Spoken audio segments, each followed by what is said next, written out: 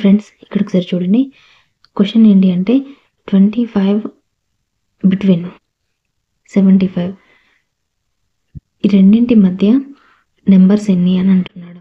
చూడండి ఫార్ములా ఉంటుంది దీనికి. ఏ కామా బి బిట్వీన్ అని అన్నాడు అంటే అప్పుడు బి మైనస్ ఏ -1 చేయాలి.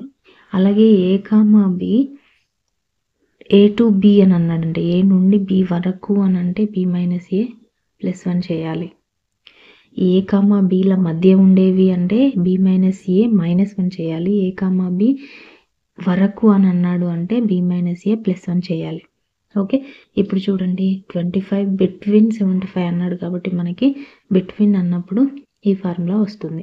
సో 75 - 25 -1 ఓకే, ఎంత వస్తుంది? 50 - 1 అంటే 49 అనేది మనకి ఆన్సర్.